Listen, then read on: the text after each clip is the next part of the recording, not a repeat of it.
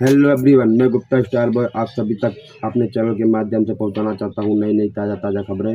अपने भारत देश में जो चल रहा है इस टाइम वो सभी न्यूज़ आप तक पहुंचाना चाहता हूं। इसलिए आप लोग मेरे चैनल को सब्सक्राइब कर लीजिएगा ताकि मेरी जितनी भी नई नई वीडियो है वो सब आप तक पहुँचती रहे।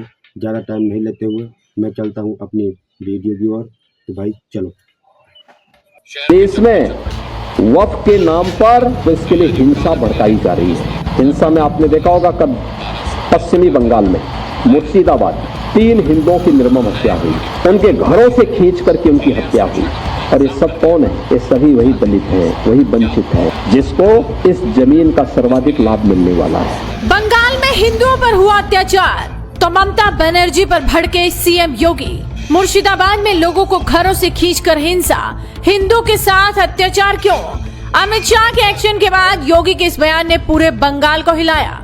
बंगाल के मुर्शिदाबाद और कई इलाकों में वक्फ कानून को लेकर जमकर बवाल मचा हुआ है। ममता सरकार ने दंगों को शांत करने के लिए कोई ठोस कदम नहीं उठाए। हिंदू मुर्शिदाबाद से पलायन करते नजर आ रहे हैं। पुलिस प्रशासन फेल है। ये तस्वीर देखकर आप अंदाजा लगा सकते हैं कि एक हिंदू बीएसएफ जवान के सामने हाथ जोड़कर खड़ा है, शायद गुहार लगा रहा है कि हमें बचा लो, लेकिन कोई भी उनकी मदद नहीं कर पा रहा। अब जब हालात नहीं संभले तो केंद्र सरकार को बंगाल में मोर्चा संभालना पड़ा। कोलकाता हाईकोर्ट ने भी आदेश दिए कि वहां अतिरिक्त सेना को लगाया जाए। हाईकोर्ट के आदेश पर मुर्शिदाबाद में बीएसएफ ने राज्य पुलिस के अभियानों में सहायता के लिए 5 कंपनियां तैनात की हैं। और अगर क्षेत्र में शांति बहाल नहीं हो पाती है तो जरूरत पड़ने पर और ज्यादा बल भेजने की तैयारी है। वहीं ममता बनर्जी ने साफ कर दिया है कि बंगाल में वक्फ कानून लागू नहीं होगा। इसके बावजूद हिंसा थमने का नाम नहीं ले रही। वहीं दूसरी तरफ सीएम योगी लखनऊ में आज एक कार्यक्रम में शामिल हुए थे।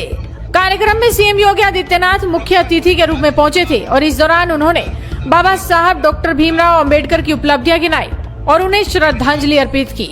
यहीं से योगी ने विपक्ष पर भी तीखा हमला बोला और बंगाल में हिंदुओं की हो रही निर्मम हत्या को लेकर ममता बनर्जी से तीखा सवाल पूछा।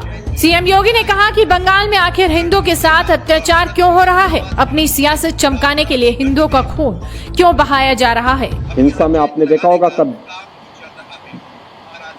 पश्चिमी बंगाल में मुर्शिदाबाद 3 हिंदुओं की निर्मम हत्या हुई, उनके घरों से खींच करके उनकी हत्या हुई। और ये सब कौन है? ये सभी वही दलित हैं, वही वंचित हैं, वही गरीब हिंदू हैं जिसको इस जमीन का सर्वाधिक लाभ मिलने वाला है। सर्वाधिक लाभ मिलने वाला है। ये लैंड राजस्व के रिकॉर्ड में फिर से आएगी तो एक गरीब भी हाई राइज बिल्डिंग का, मल्टी स्टोरी बिल्डिंग का लाभ उठा पाएगा। उसको भी वहां अच्छे फ्लैट सरकार बना करके उपलब्ध करवा देगी। इन्हें भय है कि दलितों को, वंचितों को, गरीबों को अगर ये हाई राइज बिल्डिंग मिल जाएगी तो इनका तो वोट बैंक समाप्त हो जाएगा। ये गुमराह करने की इनकी राजनीति हमेशा के लिए समाप्त हो जाएगी। इसलिए लोग हिंसा भड़का रहे हैं, हिंसा का रास्ता अपना रहे हैं। आप देख रहे होंगे सिटीजनशिप अमेंडमेंट एक्ट पारित होने में जिसका लाभ सर्वाधिक पाकिस्तान, बांग्लादेश या अफगानिस्तान में जो वंचित हिंदू था, दलित हिंदू था, उनको भारत की नागरिकता देने का काम, जो कि कभी भी भारत में आए थे, 5 वर्ष पहले आए थे, उनको जब नागरिकता देने के कार्यक्रम को प्रधानमंत्री मोदी जी ने आगे बढ़ाया, इन्होंने पूरे देश के अंदर आंदोलन शुरू कर दिया, अभियान चालू कर दिया, बड़े बड़े आंदोलन किए, तोड़फोड़ की, आगजनी की। लेकिन सरकार ने दृढ़ता के साथ उसका सामना किया और सामना करते हुए आज नागरिकता देने का कार्यक्रम प्रारंभ किया। कहां जाएगा? पाकिस्तान में, बांग्लादेश में पीड़ित हिंदू कहां जाएगा? और हिंदुस्तान की तरफ ही आएगा। दुनिया के अंदर कहीं भी कोई पीड़ित हिंदू होगा वह आकर के अंततः हिंदुस्तान में ही आएगा और वह भारत में आकर के ही शरण लेने के लिए मजबूर होता है। लेकिन कांग्रेस और समाजवादी पार्टी या टीएमसी जैसे दल हमेशा इसमें बाधक रहे हैं और उन लोगों ने उन्हें दोयम दर्जे का नागरिक बनाने का काम किया, शरणार्थी के रूप में रखा।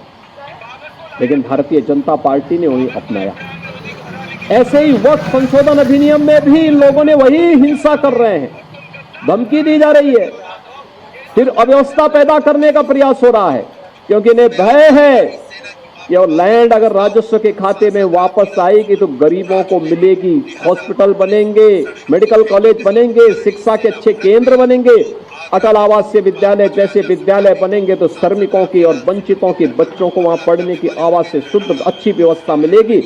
इसलिए ये लोग उस कार्यक्रम को आगे नहीं बढ़ाने देना चाहते। ये वही दल है,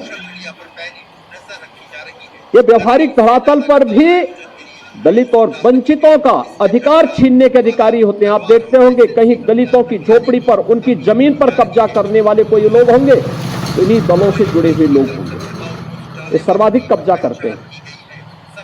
और ठीक बात है कि सरकार का डंडा है, सरकार उनको ठीक भी करती है, दुरुस्त भी करती है कि जिससे वे लोग गरीबों की, वंचितों की जमीनों पर कब्जा न कर सके। लेकिन फिर भी उनके द्वारा किस प्रकार के राग अलापे जाते हैं, हमें आश्चर्य होता है। ये वही राज्य है और ये देश वही देश है जिस देश में वक्फ के नाम पर लाखों एकड़ लैंड कब्जे की गई है।